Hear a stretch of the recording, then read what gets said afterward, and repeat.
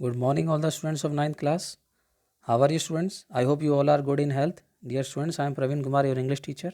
Today I am going to share a very nice poem from Beehive. No men are foreign. कोई भी लोग अजनबी या विदेशी नहीं होते. बहुत ही नेक विचार वाली ये पोएम है, written by James Kirkup. Before we start, हम लोग शुरू करें उससे पहले एक इंट्रोडक्शन देख लेते हैं. Have you ever thought of some people as strange और अदर कंट्रीज एज फॉरेन? क्या आपने कभी कुछ लोगों के बारे में सोचा है कि वो अजनबी होते हैं, या फिर कुछ देशों के बारे में सोचा है कि देश जो हैं वो परदेश हैं? We have many ways of thinking of other people as different from us as them. हमारे पास सोचने के बहुत तरीके हैं जिनसे हम ये मानते हैं कि वो हमसे कैसे अलग हैं या हम दूसरों से कैसे अलग हैं. They may belong to a different country और स्पीक ए डिफरेंट लैंग्वेज. शायद वे लोग दूसरे देश से बिलोंग करते हैं और दूसरी भाषा बोलते हैं, इसलिए वो हमसे अलग हैं. In this poem however the poet reminds us of the many ways in which we are all the same, for we are all human. इस कविता में, इस पोएम में जो पोएट हैं, फिर भी वो इस चीज़ को याद दिलाते हैं कि हमारे पास बहुत सारे तरीके हैं जो हमें अलग बनाते हैं. उसी भांति हमारे पास बहुत सारे ऐसे तरीके हैं जो हम सबको समान बनाते हैं, क्योंकि हम सभी इंसान हैं. आइए इस पोएम को पढ़ते हैं. Remember, no man are strange, no countries foreign, beneath all uniforms a single body breathes like ours. The land our brothers walk upon is earth like this in which we all shall lie. Difficult word देख लीजिए. Difficult जो words हैं, इसमें सबसे पहला है strange, पराई के लिए यूज़ हुआ है. बीनीथ के नीचे, यूनिफॉर्म पोशाक. ब्रीथ्स का सेंस सांस लेना. Remember, no man are strange, no countries foreign. ये अनुवाद देखें. पोएट हमें रिक्वेस्ट करता है, याद रखो कि कोई भी मनुष्य पराया नहीं होता, कोई देश बाहरी देश नहीं होते. Beneath all uniforms a single body breathes. और सभी प्रकार की जो पोशाकें हैं, ड्रेसेस हैं, उनके नीचे उसी प्रकार का शरीर होता है जिस प्रकार का हमारा है. Like ours, the land our brothers walk upon is earth like this in which we all shall lie. और वह ज़मीन जिसके ऊपर हमारे भाई चलते हैं, ये ठीक वैसी है जिसके ऊपर हम चलते फिरते हैं. हम सब एक दिन उसी धरती के नीचे दफन होंगे या पड़े होंगे जब हम मरेंगे. नेक्स्ट लाइन देखें. They too aware of sun and air and water are fed by peaceful harvest, by wars long winter starved. Their hands are ours and in their lives we read a labour not different from our own. Difficult word देख लीजिए. Aware of, किसी चीज़ का ज्ञान होना. Are fed, भोजन प्राप्त करना. Peaceful harvest, जिस समय युद्ध नहीं हो रहा है उसको शांति का समय कहते हैं. तो शांति के समय जो फसलें पैदा होती हैं उनके लिए पीसफुल हार्वेस्ट यूज़ हुआ है. स्टार्व्ड, भूखे मरना. लेबर, परिश्रम. अनुवाद देखें. They too aware of sun and air and water. दूसरे सभी लोग उसी धूप, हवा और पानी का उपयोग करते हैं जिसका हम करते हैं. इट मीन्स उन्हें भी इन चीज़ों का ज्ञान है. Are fed by peaceful harvest, वे सब हमारे समान ही, जब युद्ध नहीं छिड़ा हुआ है, शांति है चारों ओर, तो शांति के समय के दौरान फसलों से भोजन प्राप्त करते हैं. By wars long winter starved, और जब युद्ध रूपी लंबी सर्दी आती है तो सबको समान रूप से ही भूखों मरना पड़ता है.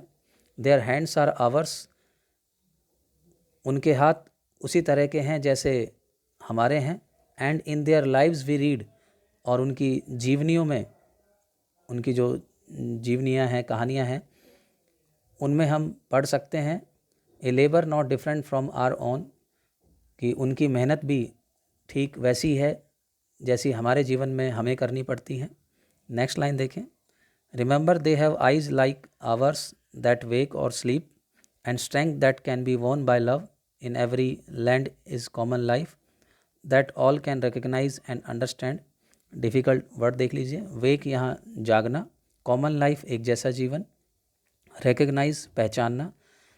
सो पोएट आगे कहता है हमें, रिमेंबर याद रखो, they have eyes like ours that wake or sleep, उनकी आँखें हमारी आँखों के समान ही हैं, उनकी आँखें उसी प्रकार सोती जागती हैं जिस प्रकार हमारी आँखें सोती जागती हैं। And strength that can be won by love, और उनके अंदर उसी प्रकार की ताकत है जिस प्रकार की ताकत हमारे अंदर है, और ऐसी ताकत को प्यार के द्वारा जीता जा सकता है।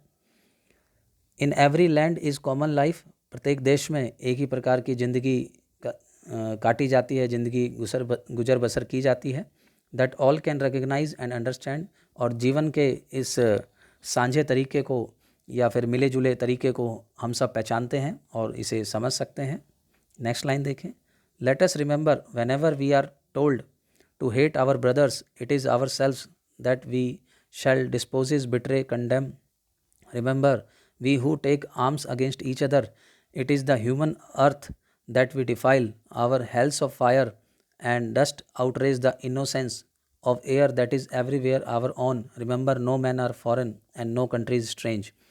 Disposes जो डिफ़िकल्ट वर्ड है, इसका मीनिंग है खो देना, बिट्रे धोखा देना, कंडेम किसी की आलोचना करना, डिफाइल गंदा करना या अपवित्र बनाना किसी चीज़ को, ह्यूमन अर्थ धरती के लिए यूज़ हुआ है जिस पर ह्यूमन इंसान हम लोग रहते हैं, आउटरेज किसी चीज़ को नष्ट करना है, इनोसेंस यहाँ शुद्धता के लिए यूज़ हुआ है। आइए इसका अनुवाद देख लेते हैं। लेट अस रिमेंबर, आओ हम सभी याद रखें, whenever we are told to hate our brothers, कि हमें अपने ही भाइयों से घृणा करने के लिए जब भी कहा जाएगा तो हमें याद रखना चाहिए, it is ourselves that we shall dispossess betray condemn, कि हम खुद ही होंगे जो खुद को लूट रहे होंगे, दूसरों से घृणा करके हम खुद को ही धोखा दे रहे होंगे और केवल खुद की ही आलोचना कर रहे होंगे। Remember we who take arms against each other, याद रखो कि जब हम एक दूसरे के विरुद्ध हथियार उठा लेते हैं तो उस समय हम केवल इस मानव धरती को दूषित करते हैं, जैसे कि आगे लाइन में लिखा है, it is the human earth that we defile, कि हम इस धरती पर जहाँ मानव जीवन संभव है उसे हम दूषित करते हैं। Our hells of fire and dust outrage the innocence, और युद्ध के दौरान जो धूल उड़ती है, जो माहौल बनता है, वो उस हवा को दूषित करता है जिसमें हम सब सांस लेते हैं, जो कि हर जगह हर देश में हमारी अपनी है। Aware that is everywhere our own, जो जहाँ भी उपलब्ध है वहाँ हमारी अपनी है। Remember no man are foreign and no country strange, और इसलिए हमें याद रखना चाहिए कि कोई लोग बाहरी देश के नहीं होते और कोई देश पराए नहीं होते। आइए अब इस पोयम को एक साथ इसका एक विस्तृत या डिटेल्ड समरी बनाने की कोशिश करते हैं।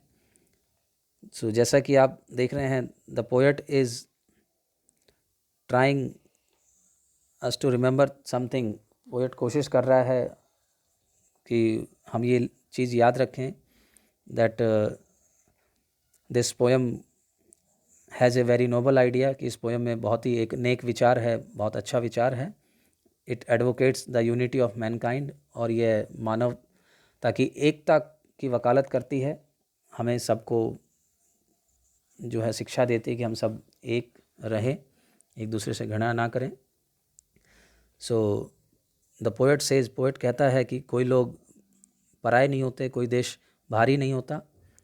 भारी दिखावों, भारी जितने भी दिखावे हैं, जैसे जो हमारी ड्रेसेस हैं, कपड़े हम जो पहनते हैं, भले ही अलग अलग स्वरूप के रूप के पहनते हैं, लेकिन वास्तविकता में उन सभी ड्रेसेस पोशाकों के नीचे एक प्रकार का ही शरीर होता है, और सभी लोगों के शरीर जो है उसी प्रकार सांस लेते हैं जिस प्रकार हमारा शरीर सांस लेता है। सब लोग एक ही धरती के ऊपर चलते फिरते हैं और मरने के बाद एक ही धरती के नीचे सोते हैं। आगे पोएट का कहना है हर जगह वही सूरज है, हवा और पानी है जिसका हम लोग आनंद उठाते हैं। हर जगह लोग उन्हीं फसलों से भोजन प्राप्त करते हैं जो शांति के समय उगाई जाती हैं, और हर जगह चाहे वो लोग हों या हम लोग हैं, जब युद्ध रूपी सर्दी आती है तो सभी को भूखों मरना पड़ता है। आगे द पोएट सेज, पोएट कहता है हर जगह लोगों के एक ही प्रकार के हाथ होते हैं और वे एक ही प्रकार से मेहनत करते हैं, चाहे वो हैं या हम हैं, हम सब अपने हाथों से ही मेहनत करते हैं। उनकी सबकी एक ही प्रकार की आँखें होती है जो जागती और सोती हैं, ठीक उसी प्रकार जैसी हमारी हैं, हम भी इन्हीं आँखों से जागते और सोते हैं। उनके पास भी जो है एक ही प्रकार की ताकत है जैसी हमारे शरीर में ताकत है, और इस ताकत को प्यार से ही जीता जा सकता है। और हर जगह इस पृथ्वी के हर एक कोने पर हर जगह एक ही प्रकार का जीवन जिया जाता है या गुजारा जाता है, जिसे आसानी से समझा और पहचाना जा सकता है। और आगे कवि जो पोएट है वो हमें और भी कई चीज़ों का ध्यान रखने के लिए कहता है कि हमें उन लोगों की ओर कोई ध्यान नहीं देना चाहिए जो हमें दूसरों से घृणा करने के लिए कहते हैं। हमें ये बात याद रखनी चाहिए कि दूसरों से जब भी हम नफ़रत करने जाएंगे या उनसे नफ़रत करेंगे, सो हम खुद से ही नफ़रत कर रहे होंगे, हम खुद को ही लूट रहे होंगे, खुद को ही धोखा दे रहे होंगे, या खुद को ही भला बुरा कह रहे होते हैं उस समय हम। सो दूसरे लोगों के विरुद्ध हथियार उठाकर हम केवल इस धरती को गंदा करते हैं, इस पर विद्यमान जो ऑक्सीजन या हवा है उसको अपवित्र बनाते हैं, जो कि हम सब की साझी है। युद्ध की अग्नि या विनाश की वो जो हवा है वो युद्ध के कारण दूषित हो जाती है, जिसमें हम सांस लेते हैं। इसलिए कवि द पोएट हमें रिक्वेस्ट करता है कि वी शुड नेवर फॉरगेट, कि हमें कभी नहीं भूलना चाहिए, हमें कभी नहीं भूलना चाहिए। और ये बात हमेशा याद रखनी चाहिए कि कोई लोग पराये नहीं होते, बेगाने नहीं होते, और कोई देश पराया देश या बाहरी देश नहीं होता। सो विद दिस मैसेज, इस मैसेज के साथ द पोएम एंड्स। बहुत अच्छी पोएम है, आई होप कि आपको भी पसंद आई होगी। That's all, thank you. Learn and revise it.